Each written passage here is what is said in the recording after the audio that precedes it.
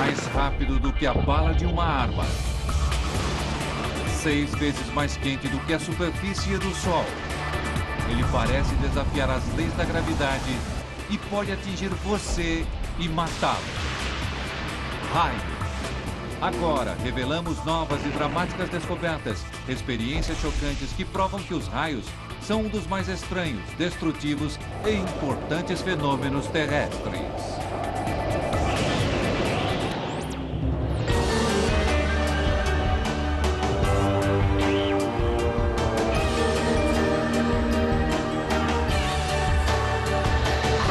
Mistérios da ciência, o poder dos raios. O raio. Gigantescas faíscas de eletricidade estática rasgam a atmosfera a 96 milhões de quilômetros por hora. Até 1 bilhão de volts cortam o ar.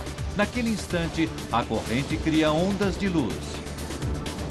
Vemos um brilhante raio de luz atravessando o céu. O ar dentro dele se aquece até mais de 27.760 graus centígrados. Ele se expande tão rapidamente que explode. Ouvimos um estrondo ensurdecedor de trovão.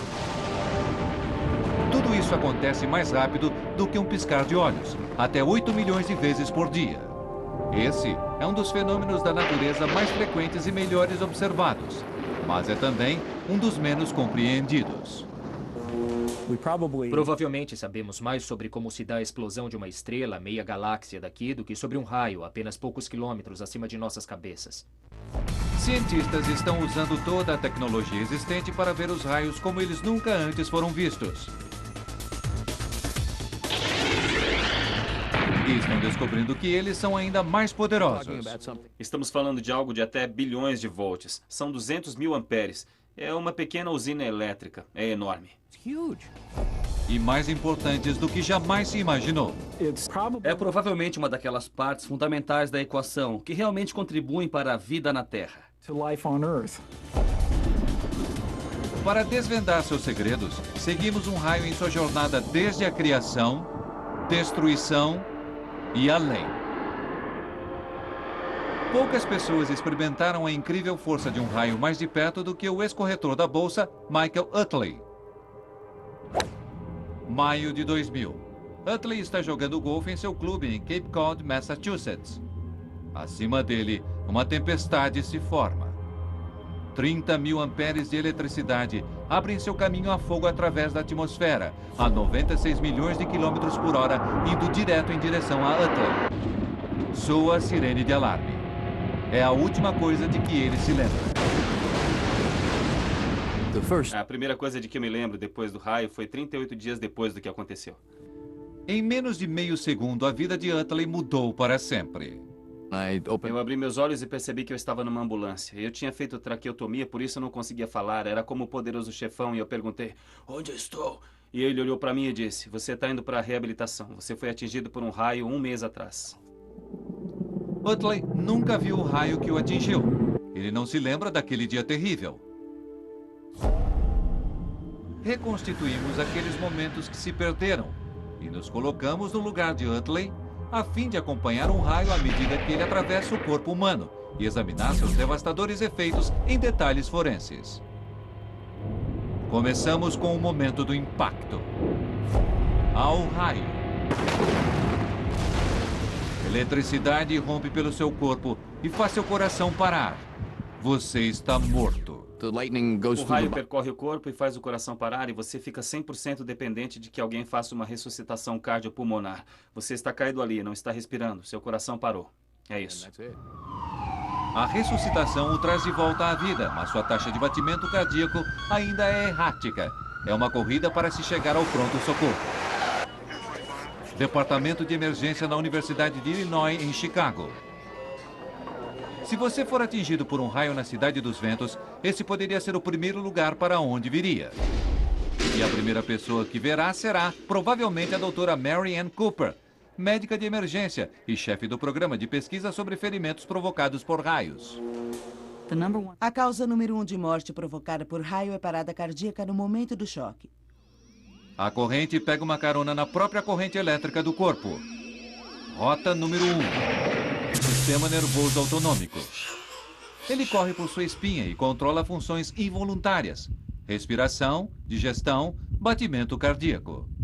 Rotas número 2 e 3. Sangue e músculos cheios de eletrólitos, ácidos, sais e outros elementos químicos, essenciais para a vida, condutores elétricos. Juntos, eles oferecem à corrente uma rota através do organismo, direta até o seu coração. O marca-passo interno do coração gera correntes elétricas que controlam seu ritmo. Quando atingido por uma corrente de alta voltagem, o ritmo é quebrado, ou pior.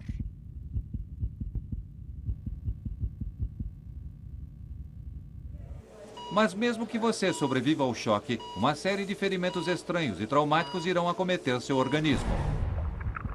Ser atingido por um raio pode levar ao espasmo dos vasos sanguíneos, deixando você temporariamente paralisado. Quando você olha para as extremidades, elas estão frias, manchadas, azuis. A impressão que todo mundo tem é que se está morto. Eu fiquei bastante paralisado e não conseguia engolir, não conseguia falar. Meu corpo estava completamente arrasado. Para Utley, danos aos nervos e músculos significam anos de extenuante reabilitação, mas alguns ferimentos duram a vida toda. Ser atingido próximo da cabeça envia corrente para os olhos e pode deslocar a retina. A onda de choque pode romper os tímpanos e às vezes pode fraturar o crânio. Flores de raios, conhecidas como figuras de Lichtenberg. A corrente rompe os minúsculos vasos capilares para criar um registro fossilizado de seu percurso através da pele. O mesmo processo pode às vezes ser visto em um campo de golfe. Mas nem todos os efeitos de um raio são assim fáceis de serem vistos. Eu, sem dúvida, sou a mesma pessoa com quem minha esposa se casou antes do incidente. Eu mudei. Antes do raio, Utley era instrutor de esqui, um entusiasta de esportes radicais. Eu costumava estar à frente, eu era muito bom. Hoje ainda sou bom se seguir tudo direitinho, mas quase não consigo. É frustrante, sem dúvida. Você vive de uma forma bastante diferente. A mortífera trilha de destruição de um raio, dos nervos ao coração, nada está em segurança. Mas apesar de tudo isso, 90% das vítimas de raios sobrevivem. O sobrevivente Michael Utley quer saber por quê. Para descobrir, Utley irá testemunhar uma dramática demonstração na Lightning Technologies, em Pittsfield, Massachusetts. O que estamos fazendo aqui é tentar ver como o raio pode romper através da superfície do corpo humano. O engenheiro-chefe Andy Plummer é o encarregado de testar e projetar sistemas de proteção contra raios. Seu plano, atingir esse manequim com 1 megavolt de eletricidade e criar a fração de segundo que mudou a vida de Michael para sempre. Não haveria necessidade de tanta corrente para parar o coração. Eu acho que não é preciso muito. Ainda que 90% vá para fora, o pouco que percorre já faz o bastante. Eles recriam as condições no campo de golfe. Utley estava segurando um taco de golfe. Metal conduz eletricidade. Era um dia quente, ele estava transpirando, o que também envolve condutividade. Poderiam esses dois fatores explicar o fato de ele ter sobrevivido? O suor humano possui um pouco de condutividade. Assim, o Bob aqui está colocando um pouco de solução de sal, apenas para simular a condutividade que existia em você no dia em que foi atingido pelo raio. Excelente. Isso aí, Bob, comece a carregar. 5, 4, 3, 2, 1. O impacto é tão rápido que precisamos congelar o momento. O suor conduz o enorme impacto de eletricidade bem pelo lado direito do corpo. O taco de metal fornece o caminho até o solo. A corrente letal se desvia dos órgãos principais. A experiência sugere que para a maioria das pessoas atingidas por raios, há outros fatores em jogo, como o taco ou o suor que desviam a corrente mortal, explicando sua sobrevivência. Ao que parece, é possível que Utley deva sua vida a essas duas coisas bastante simples. Uma vida que ele continua lutando para reconstruir. Hoje, ele desfruta normalmente de jogos de golfe e usa o mesmo taco que salvou sua vida. Mas ele não se arrisca. Se há uma coisa que eu diria às pessoas a respeito de raios, seria: quando vir uma tempestade, vá para dentro de casa, pois não existe um lugar seguro do lado de fora durante uma tempestade. Vimos a força mortífera dos raios. Agora precisamos saber o que eles são, o que dá origem a essa incrível força. Essa busca nos leva a um dos lugares com mais tempestades no mundo e alguns dos mais espetaculares raios sobre a face da Terra.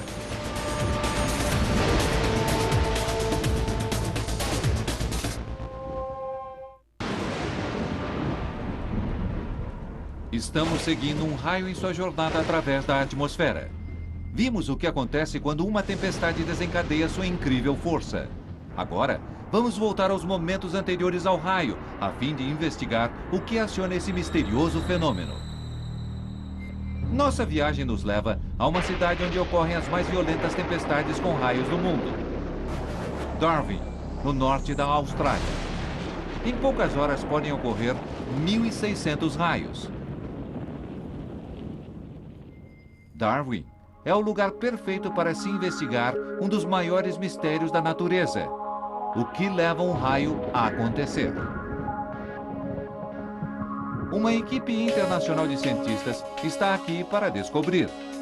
Eles usam radar e uma frota de aeronaves em busca de uma resposta, bem no cerne das monstruosas nuvens de tempestade de Darwin.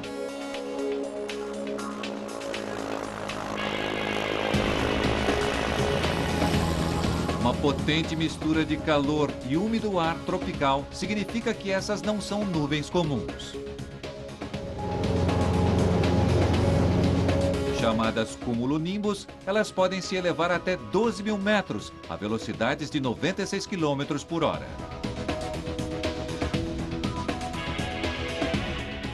21 km acima, altura 2 vezes maior do que a de um jato de passageiros. Acima da tempestade, um antigo avião espião russo adaptado coleta dados sobre a nuvem abaixo. Em algum lugar dentro dessa nuvem, um raio está se preparando para entrar em ação. Compreender como isso acontece tem intrigado cientistas há séculos. Mas eles acreditam que a nuvem atua como um gerador elétrico gigante.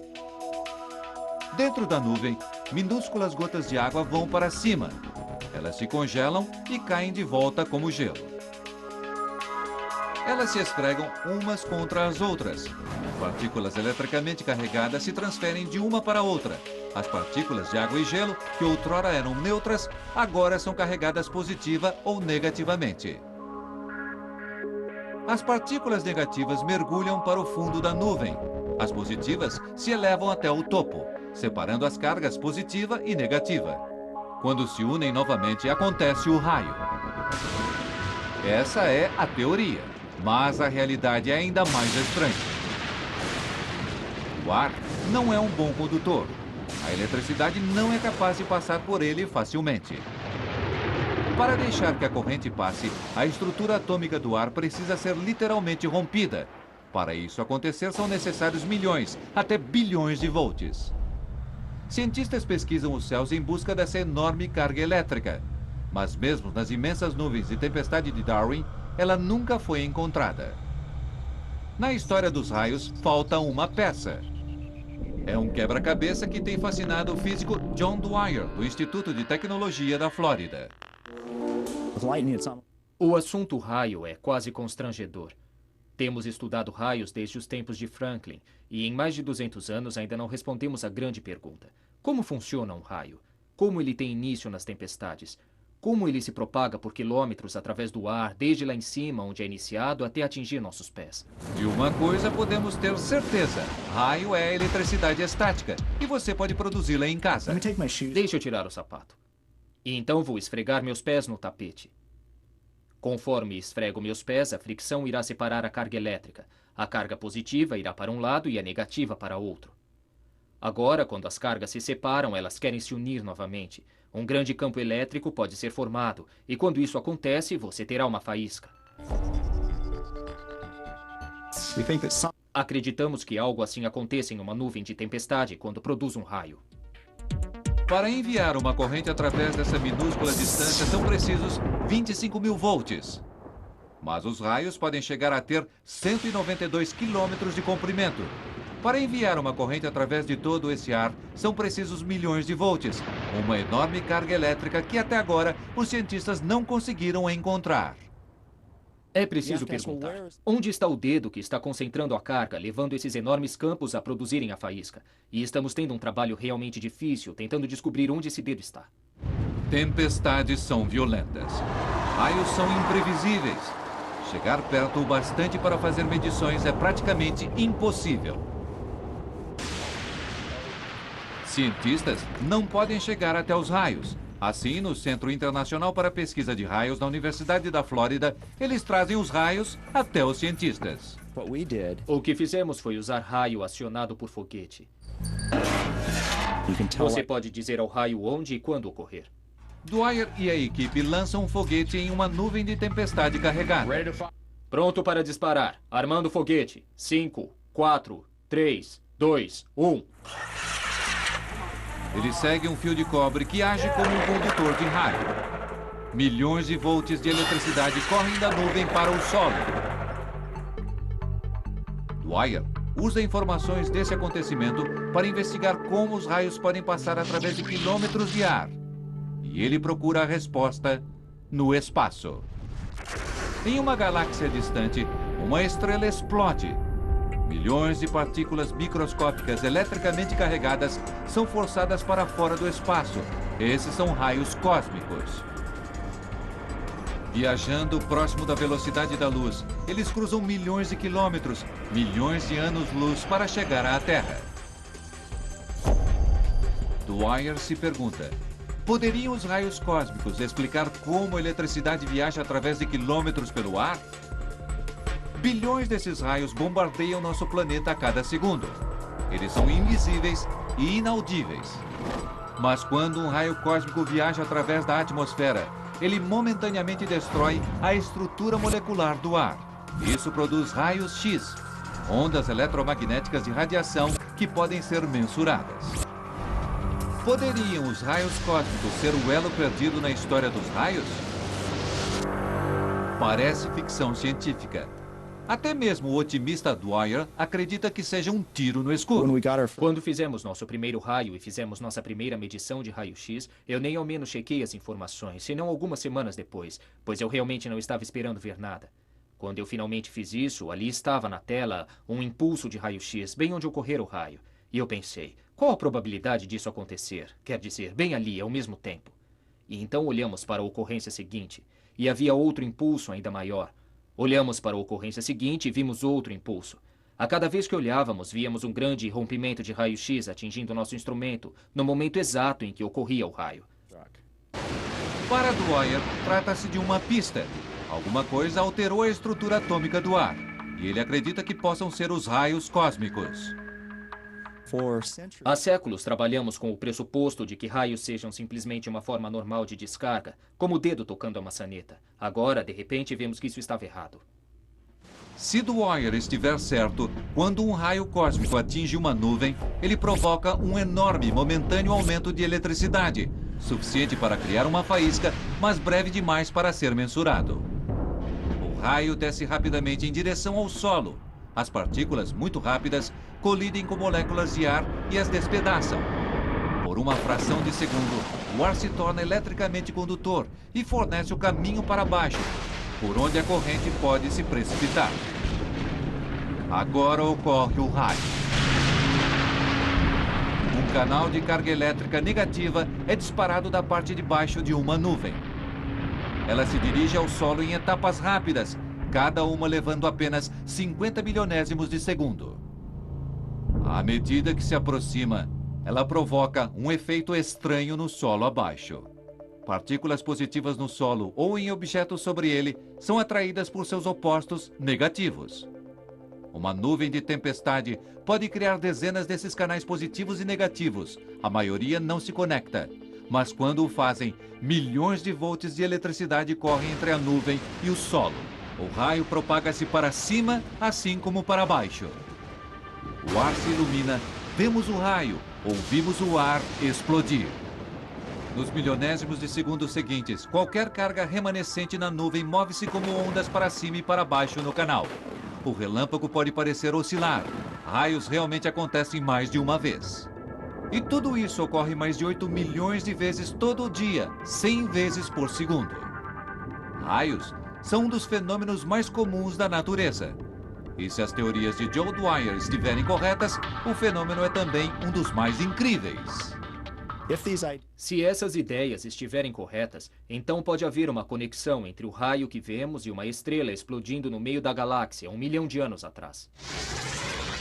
À medida que seguimos um raio, viajamos em menos de meio segundo, desde o início até a faísca, do impacto à criação. Agora, nos momentos após o impacto, entramos em um mundo estranho de bolas de fogo, OVNIs e aparições fantasmagóricas. Estamos seguindo um raio em sua jornada através da atmosfera. Rastreamos suas origens, investigamos o terrível momento do impacto. Agora, nossa busca nos leva aos momentos após o raio, a um mundo crepuscular que parece saído diretamente das páginas de uma revista em quadrinhos de ficção científica.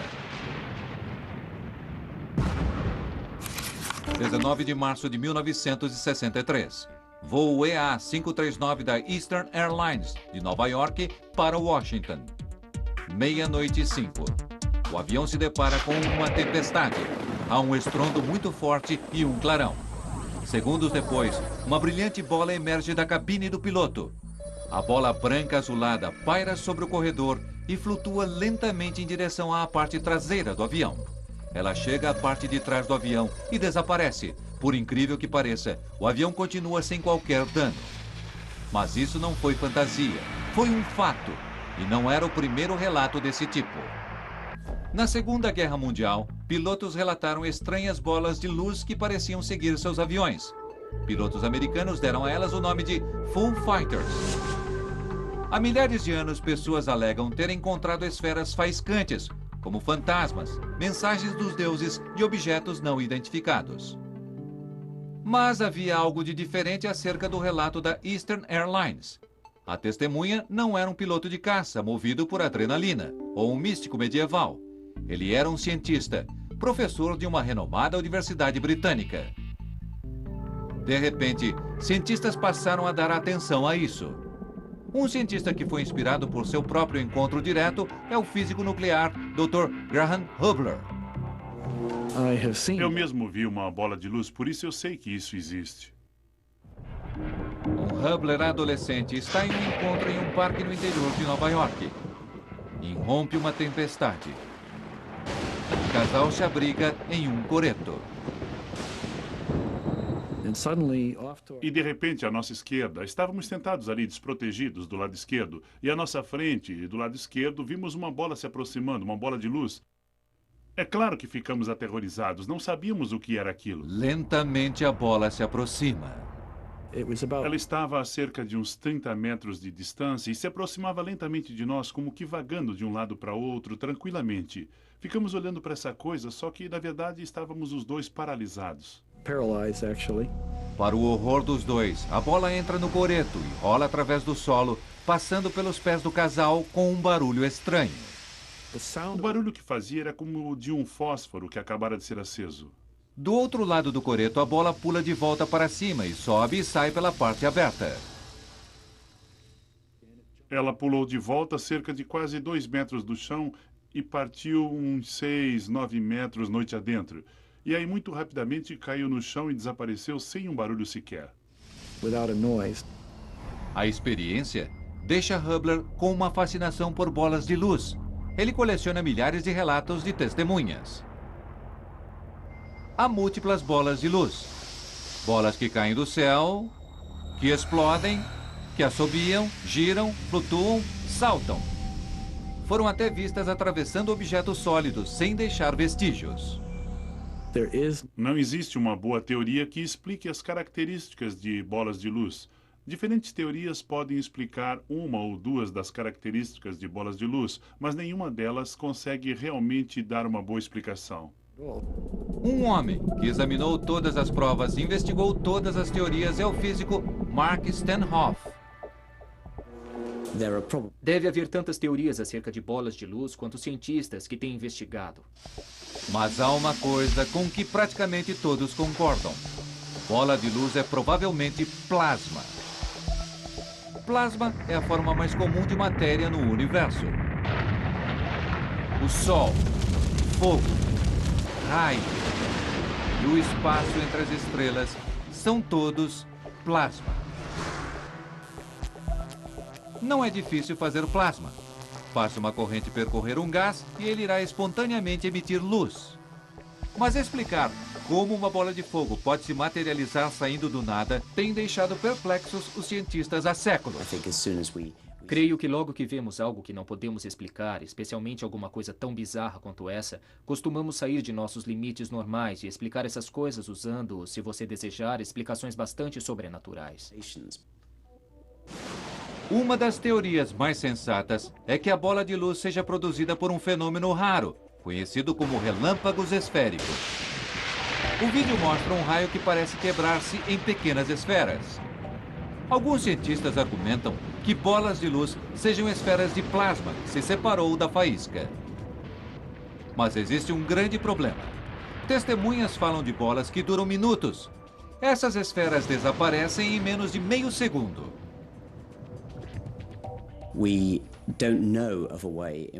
Não conhecemos uma forma de criar um plasma na atmosfera que pudesse sobreviver por vários segundos. Um plasma forneceria muita energia, mas não conseguiria sobreviver por aquele período de tempo. Assim, se uma bola de luz não é parte de um raio, poderia ela ser o produto de um? Essa pedra de aparência estranha é o resto fossilizado de um raio.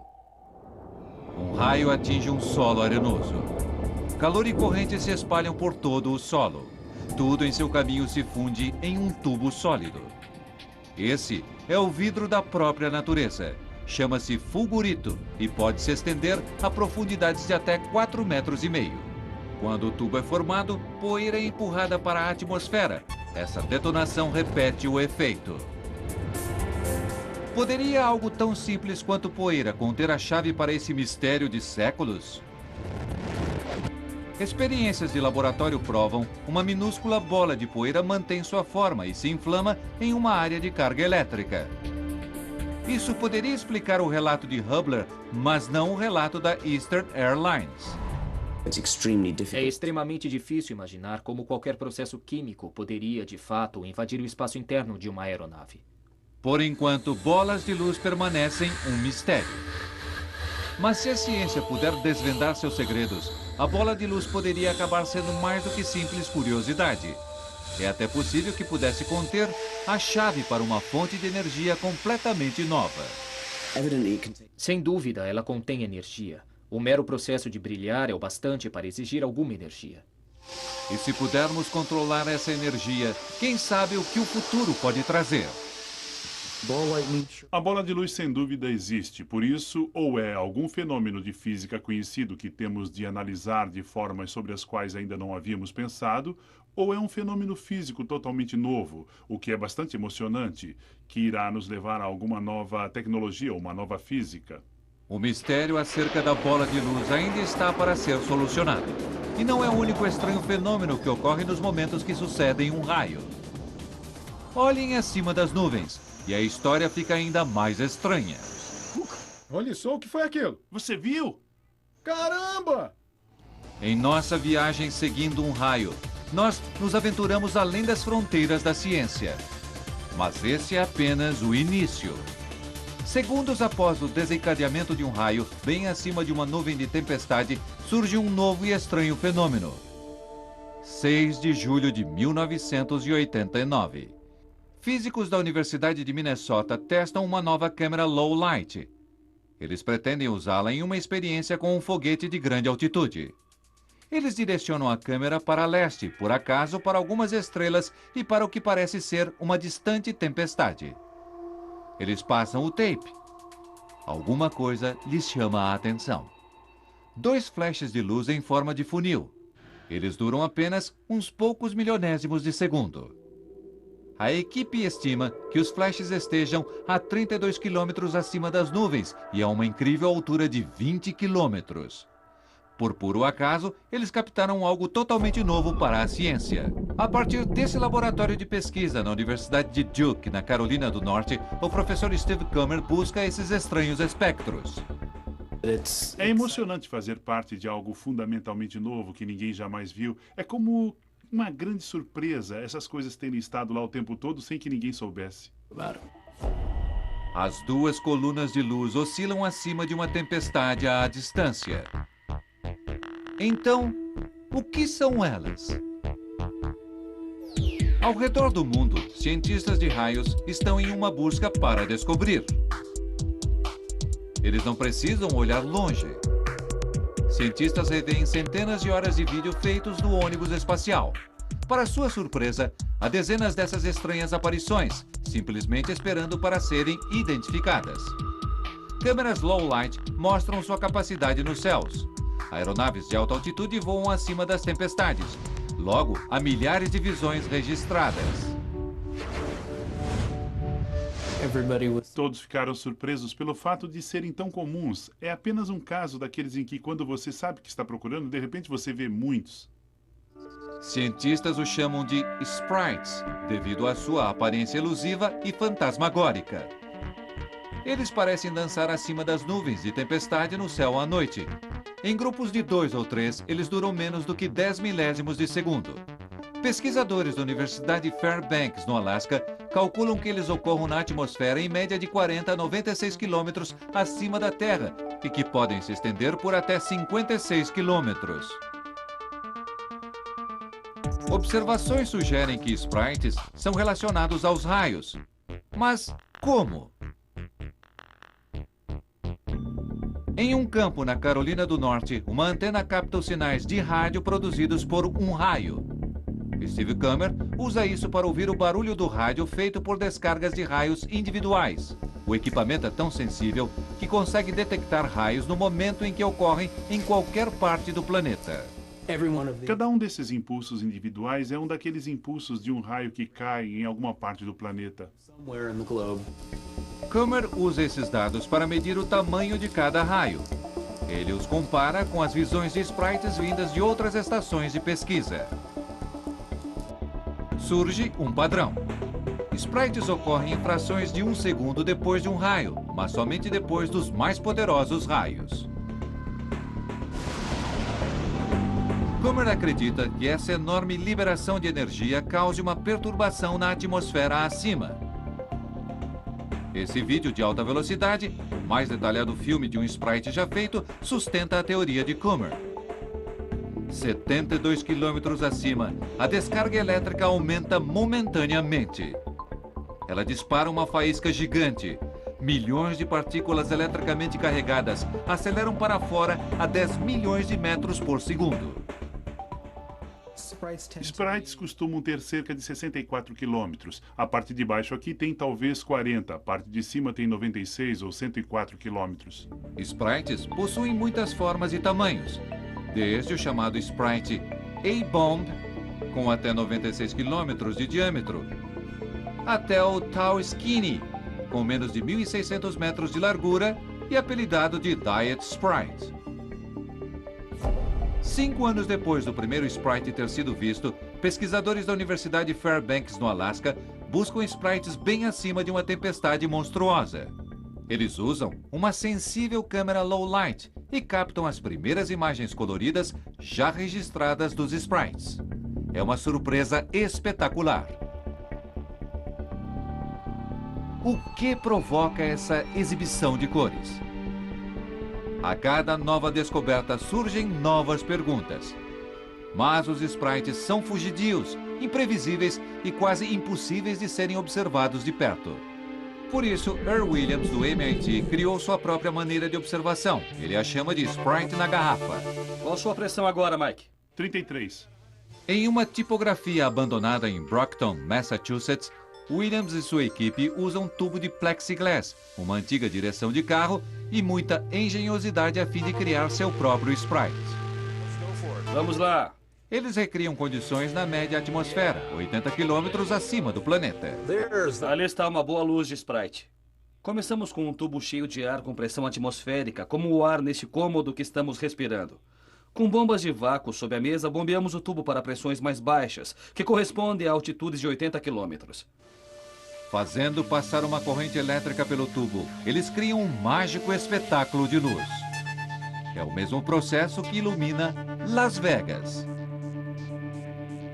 O gás neon nesses tubos é invisível, mas passe uma corrente por ele e ele produz luz colorida. Na atmosfera, a maior parte do gás é nitrogênio. Atinge o ar próximo do solo com uma corrente e uma deslumbrante luz branca será produzida. Mas mude a pressão e a cor também muda. 80 quilômetros acima na atmosfera terrestre, baixa pressão significa que o nitrogênio produz luz vermelha.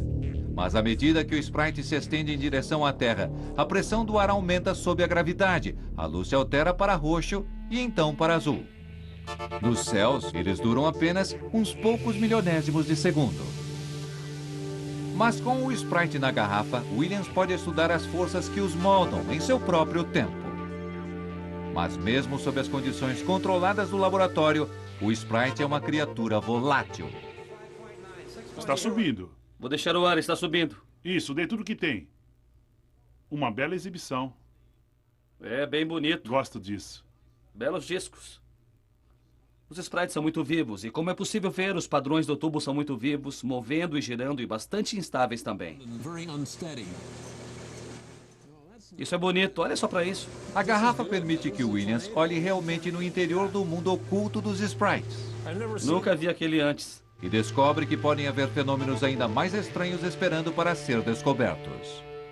Cientistas que estudam Sprites esperam o inesperado. O que foi aquilo? Mas nem mesmo eles estão preparados para isso. Você viu? Foi tão bonito. Porto Rico, 2001. Um jato de luz azul parte do topo de uma nuvem de tempestade e viaja a mais de 64 quilômetros nos céus. Outras visões confirmam, esse não é um Sprite. Ele viaja para cima e não para baixo, desde a nuvem e não da atmosfera média. É uma espécie totalmente nova chamada Blue Jet, ou jatos azuis. Quando vi o vídeo, fiquei como que é realmente espetacular. Eu me pergunto o que era aquilo. Blue Jets são um mistério. Ninguém realmente sabe como são gerados. E a coisa não para aqui. Em seguida vem uma espécie ainda mais rara, Elfos. O impulso de um raio aciona um halo horizontal de luz cerca de 96 quilômetros acima da Terra, que se espalha rapidamente até um diâmetro de mais de 400 quilômetros. Praticamente todo mundo que partiu com um novo instrumento ou para uma nova região do mundo para observar acima das tempestades em busca de algo novo, encontrou algo novo. Sprites, Blue Jets, Elves. Uma lista de personagens saída direto de um conto de fadas. Mas seriam eles tão inofensivos quanto seus nomes sugerem? O que significaria encontrar um deles de perto? Os pilotos de teste da NASA voam através de uma tempestade com raio regular. É uma viagem turbulenta, mas é uma viagem segura.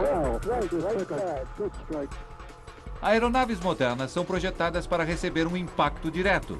A corrente flui ao longo e para fora de sua estrutura e continua rumo ao solo.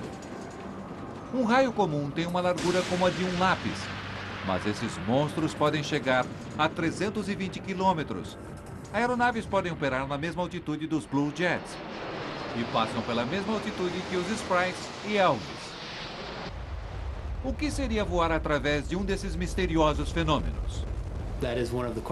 Essa é uma das perguntas que estamos tentando responder. O que está acontecendo dentro deles e se isso poderia representar uma ameaça à aeronave nessas altitudes? Até agora, nenhum dano causado por Sprite, Blue Jets ou Elvis foi registrado. Mas enquanto as investigações prosseguem, essa continua a ser uma possibilidade. O estranho produto do raio habita um mundo que foi apenas vislumbrado por nós, altos demais para amostras através de balões ou aeronaves, baixos demais para satélites. Assim como as profundezas dos oceanos, ninguém sabe que outras criaturas esperam para serem descobertas. Uma vez que tantas coisas foram descobertas nos últimos 15 anos, eu não me surpreenderia se houvessem mais coisas aí fora esperando para serem descobertas. Acompanhamos um raio em seu caminho através da atmosfera terrestre. Desde seu devastador impacto sobre o solo, até seus espetaculares efeitos posteriores acima das nuvens. Agora nossa jornada nos leva para o espaço sideral, enquanto descobrimos por que a vida como a conhecemos poderia depender dos raios. A Guerra Fria. uma operação americana super secreta, codinome Starfish Prime. O objetivo? Investigar os efeitos de uma guerra nuclear no espaço. 9 de julho de 1962. Uma ogiva nuclear de 1,5 megaton é detonada a 400 quilômetros acima do Oceano Pacífico. A explosão acontece em uma área de radiação natural chamada Cinturões de Van Allen. Envoltos ao redor da Terra como duas rosquinhas gigantes, eles estão repletos de partículas radioativas e representam uma ameaça a astronautas e satélites. No Centro Espacial Goddard Space Flight Center da NASA, próximo a Washington, Jim Green monitora a radiação nos cinturões. É uma área bastante perigosa. Essas partículas estão se movimentando tão rapidamente que irão se mover através da pele, através da carne, tecidos e também através da espaçonave, danificando os circuitos delicados e finalmente fazendo parar os satélites no espaço. Entre os cinturões, há uma área com muito menos radiação, chamada de Safe Slot. Ali estão os satélites comerciais, operando na segurança de um ambiente com baixa radiação. Mas a ogiva Starfish Prime envia uma enorme quantidade de radiação diretamente para o Safe Slot. Níveis de radiação elevam-se muito. Os satélites param de funcionar. Mas então, apenas umas poucas semanas depois, o slot está livre de radiação. Cientistas da NASA estão estupefatos. Alguma coisa recriou o Safe Slot. O quê? Desde então procuramos determinar por que aquele slot está ali. Logo há um avanço. Pesquisadores percebem que violentas tempestades solares bombeiam partículas radioativas no espaço. Quando isso vem em nossa direção, a radiação impregna o Safe Slot. E então, como que por mágica, ele fica livre e o slot fica seguro novamente. Mas não tudo de uma só vez. E essa é a pista vital. O que quer que seja que libere o Safe Slot parece ser mais eficaz em alguns momentos do que em outros. É mais intenso do lado dia do que do lado noite. E é mais intenso durante o verão do que durante o inverno. A prova aponta para o Sol. Mas, em 2004, Green tem a oportunidade, por acaso, de olhar uma revista. E tudo muda. Um artigo sobre a distribuição dos raios chama sua atenção. Os belos mapas de raios mudaram minha concepção de onde eles eram, na verdade, gerados. E levaram minha atenção ao artigo imediatamente. Green percebe que o raio exibe exatamente as mesmas características que as da liberação do Safe Slot. Ele ocorre mais sobre a Terra do que sobre o mar, mais durante o dia do que durante a noite, mais no verão do que no inverno. É isso. Foi então que soubemos que isso tinha de estar relacionado com o fenômeno que estava ocorrendo no planeta Terra. E claro, que a única coisa que sabemos que entra no espaço é o raio. Mas de que forma o raio na Terra poderia afetar o Safe Slot, 6.400 quilômetros acima? Um raio despedaça o ar. Ele não produz apenas luz e som. Ele também cria ondas de rádio. Ligue seu rádio quando há uma tempestade por perto e você pode ouvi-las na forma de interferência. Mas sintonize com um receptor de todas as frequências e você pode captar mais do que apenas crepitação. Esse estranho assobio é o som dessas ondas de rádio depois de terem viajado pelo espaço. O que temos ouvido são luzes esféricas, emissões que ocorrem de raios a centenas de quilômetros de distância e que são propagadas até nós e recebidas por nossas antenas. Green percebe que essas ondas de rádio são o elo perdido. Elas conectam o raio na Terra com o Safe Slot no espaço. Nunca nos demos conta da importância que o solo está tendo no espaço. Em 2005, Jim e sua equipe surgem com uma nova e radical teoria. Menos de um segundo depois que um raio atinge a Terra, a onda de rádio chega aos cinturões de radiação. Ali, ela interage com as partículas eletricamente carregadas, a radiação. Isso força as partículas para fora do Safe Slot. A radiação é liberada e o Safe Slot volta ao normal. Creio que no passado sempre pensamos nos raios como um mecanismo destrutivo, mas acredito que estamos descobrindo muitos de seus fatores benéficos. Se Green estiver certo, sem raios a radiação logo preencheria o safe slot. Satélites cairiam, tirando de nós muitas das coisas das quais dependemos hoje em dia. Comunicação global, sistemas de navegação, telefones celulares, televisão por satélite, tudo isso cessaria. A vida como a conhecemos deixaria de existir. Se os raios parassem amanhã, veríamos uma dramática mudança na nossa maneira de viver hoje. Ele é provavelmente uma daquelas partes fundamentais da equação que realmente contribui para a vida no planeta Terra. Raios. Há milhões de anos eles povoam nossas visões mais sombrias e infundem horror através de nossos mitos mais antigos. Hoje, estamos mais perto do que nunca de desvendar seus segredos. E quanto mais descobrimos, mais os raios desafiam nossas expectativas. Suas origens podem estar além de nosso mundo. Eles podem assumir formas estranhas e criar deslumbrantes espetáculos de luz. Os raios são devastadores, lindos e essenciais para a vida como a conhecemos. A incrível jornada de um raio, desde o espaço sideral até o funcionamento interno do corpo humano. Vida e morte, destruição e criação. Tudo isso em menos do que um piscar de olhos. Versão brasileira Centauro.